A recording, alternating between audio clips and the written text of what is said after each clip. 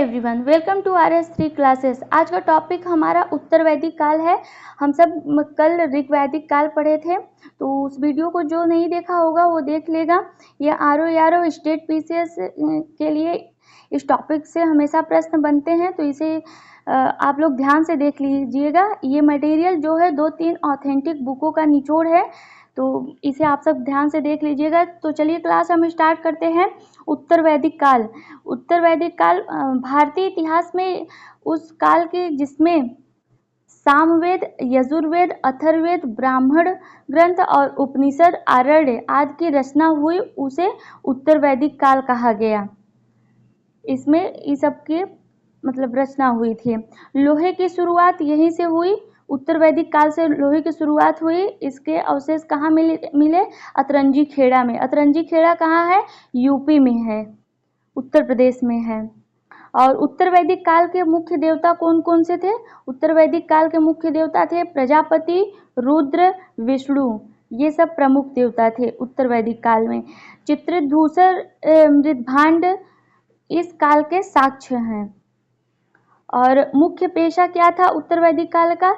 कृषि हो गया था, और दूसरा पेशा क्या था? पशुपालन हो गया था। जब कृषि होगा तो पशुपालन तो होगा ही।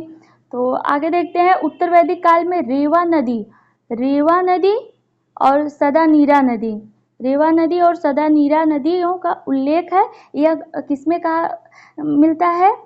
शतपथ ब्राह्मण में मिलता है। रेवा नदी और सदानीरा। रेवा नदी कहाँ है? मध्य प्रदेश में है।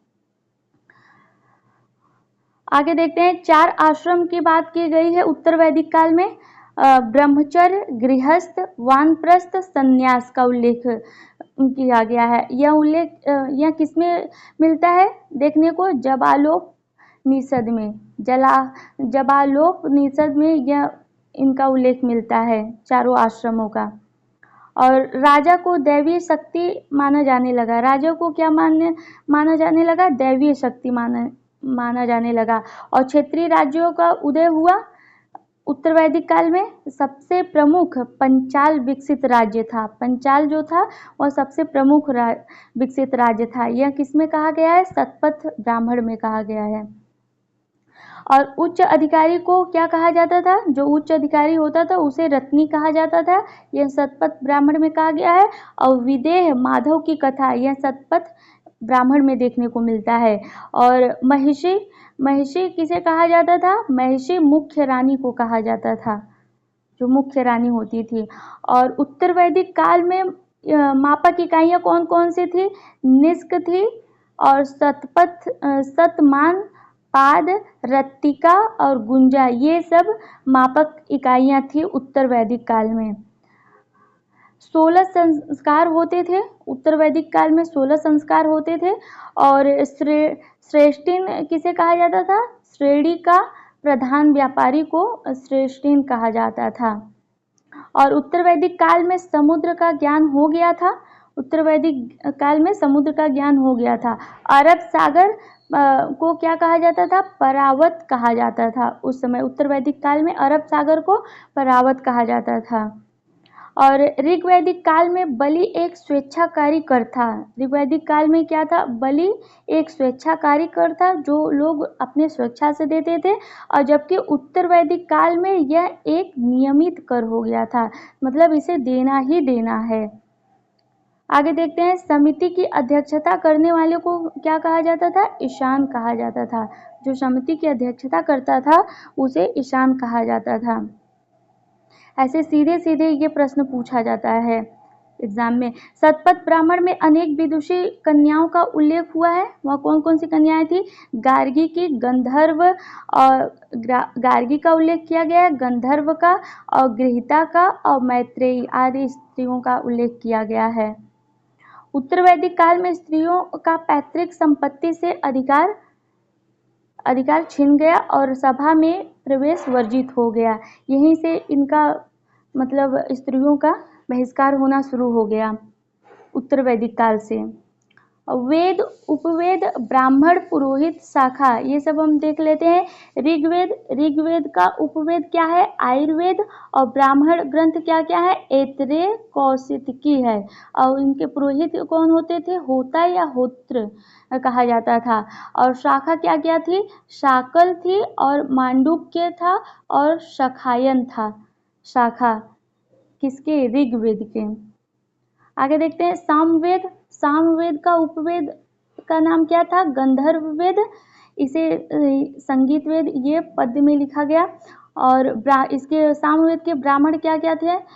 तांडव, पंचविश और खड़विश, जैमिनी, ये सब इसके ब्राह्मण ग्रंथ थे सामवेद के। उसके पुरोहित कौन होता था? उद्गाता होता था इनके पुरोहित। और शाखा क्या क्या थी? कौथिमीय, कौथमीय शाखा थी, जैमिनीय थी और राडायनीय थी इनकी शाखा सामवेद की।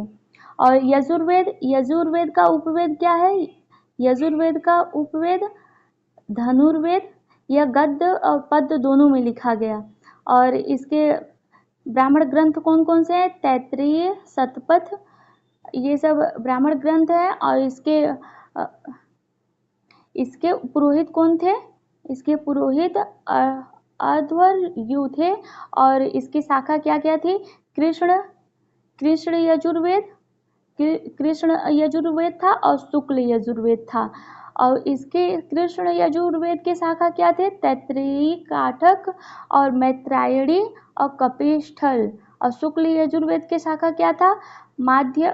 माध्यादीन और काडवव। ये शुक्ल यजुर्वेद इसमें वाजसेयी संहिता में देखने को मिलता है। इसके मतलब उल्लेख किया गया है शुक्ल यजुर्वेद का वाजसनेयी संहिता में। आगे देख लेते हैं हम अथर्ववेद। अथर्ववेद का उपवेद क्या है? शिल्पवेद। इसका ब्राह्मण ग्रंथ है गोपथ। और इसके पुरोहित कौन होते थे? ब्रह्म। और इसकी शाखा क्या थी? पिप्पलाद और शौनक थी इसकी शाखा। आगे देखते हैं ऐतरेय ब्राह्मण में वर्णित व्यवस्था। ऐतरेय ब्राह्मण में वर्णित व्यवस्था, क्षेत्र, शासन, उपाधि। तो पूर्व के शासन को क्या कहा जाता था? साम्राज्य। उसकी उपाधि क्या थी? सम्राट की। और पश्चिम क्षेत्र के शासक को स्वराज्य कहा जाता था, इसकी उपाधि स्वराट थी। और उत्तर के क्षेत्र को शासक को वैराज्य कहा जाता था, इसकी उपाधि विराट थी। और दक्षिण के शासक को क्या कहा जाता था? भोज्य कहा जाता था, इसकी उपाधि भोज थी। और मध्य देश के शासक को राज्य कहा जाता था और उपाधि क्या थी? राजा की थी। आगे देख लेते हैं शब्द और अर्थ, मतलब इसके शब्द के क्या क्या अर्थ है। तो अरित्री का क्या? अरित्री किसे कहते थे? किसे कहते थे? पतवार को। पतवार को अरित्र कहते थे। और अरित्री किसे कहते थे? नाविक को कहते थे। वेकनाट, वेकनाट किसे कहते थे? खुदखोर को। और तच्छा या तच्छड़ ये बढ़ई को कहा जाता था। और नीवी क्या होता था? नीवी कमर के नीचे पहना जाने वाला वस्त्र। नीवी क्या था? कमर के नीचे पहना जाने वाला वस्त्र था नीवी। और वासस क्या था? कमर के ऊपर पहना जाने वाला वस्त्र था। और अधिवास क्या था? अधिवास ऊपर से धारण किया जाने वाला वस्त्र, यानी उसको चादर कहते थे, अभी भी कहते हैं उसको चादर। तो ये सब ऐसे मिलान करने के लिए आता है एग्जाम में। और कर्मा, कर्मा क्या होता था? धातु कर्म करने वाले को कर्मा कहा जाता था। और पालागल, पालागल किसे कहते थे? विदूषक को पालागल कहते थे। और भाग दूध को क्या कहा जाता था? कर एकत्र करने वाले अधिकारी को ये भाग दूध कहा जाता था। ये सब कर जो होता था उसको एकत्रित करते थे। और कुशित, कुशित क्या होता था? ये ऋण होता था कुशित। आगे देखते हैं हम याज्ञवल्क्य गार्गी संवाद, ये बृहदारण्यक उपनिषद में है। ये बृहदारण्यक उपनिषद में है याज्ञवल्क्य गार्गी संवाद। और यम नचिकेत संवाद कठोपनिषद में इसकी बात की गई है। और कृष्ण कृष्ण अयस किसे कहा गया? लोहा को कहा गया। और उत्तर वैदिक काल के राजा कौन कौन से थे? तो विदेह ये जनक थे। विदेह के राजा कौन थे? जनक थे। और पांचाल के राजा कौन थे? प्रवाहड़ जावली थे। प्रवाहड़ जावली थे। और केके के राजा कौन थे? अश्वपति थे। क्रम में लगाने के लिए आता है तो सबसे पहले वैदिक संहिता आता है, फिर ब्राह्मण आता है, फिर आरण्य आता है, फिर उपनिषद आता है। और मुंडको उपनिषद में सत्यमेव जयते का उल्लेख किया गया है मुंडको उपनिषद में। और सत्य काम जबाल कथा यह छांदोग उपनिषद में है। छांदोग उपनिषद में है। पुराणों की संख्या कितनी है? पुराणों की संख्या 18 है। और पुराणों के रचनाकार कौन थे? लोमहर्ष ऋषि थे और वह उनके पुत्र उग्र श्रवा हैं, ये पुराणों की रचना करने वाले। और पुराणों की 5 सिद्धांत था। पुराणों का 5 सिद्धांत था। कौन कौन सा? सर्ग, प्रतिसर्ग, वंश और मनवंतर और वंशानुचरित था। ये 5 सिद्धांत थे पुराणों के।